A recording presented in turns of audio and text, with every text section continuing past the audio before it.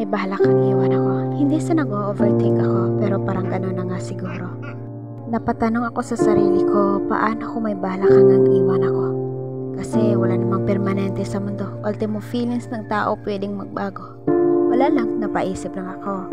Kasi alam mo, sa tuwing magkasama tayo, yan ang nasa isip ko.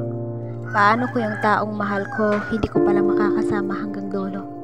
Paano ko yung taong ginawa kong mundo, ay may balak palang iwan ako?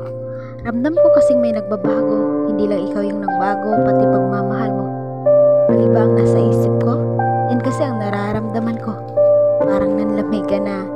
Hindi naman ako mag-iisip na ganito kung yung dating ikaw at ngayon ay pareho. Masakit pala sobra. Masakit makita na yung taong mahal mo ay unti-unting nawawala sa'yo.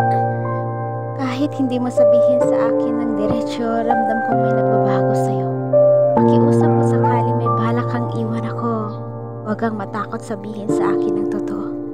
Pakiusap mo kang manatili sa tabi ko dahil naaawa ka lang sa akin.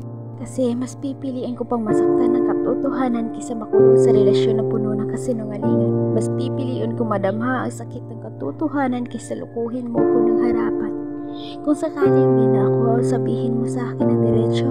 Huwag kang mag-alala, kakayanin ko ang sakit ng mag-isa. Dahil mahal kita.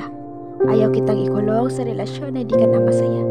Mahal kita at kasabay ng pagmamahal na yon ay paulit-ulit kong pagpili sa mga bagay na ikaliligaya mo kahit ikakasakit ko. Kung sakaling di na ako, sabihin mo. Huwag mo rin sanang kalimutan na minahal kita ng totoo. Mahal kita at dahil sa pagmamahal na yon, di na kita pipilitin pang manatili. Kung ang talagang gusto mo ay ang maging malaya, aaminin man natin o sa hindi, kakambal ng pagmamahal ang pagpaparaya. Gusto kong itanong sa'yo kung ako pa ba, pero pasensya dahil natatakot pa rin ako sa posibleng maging sagot mo kahit alam kong di naman na di na talaga ako.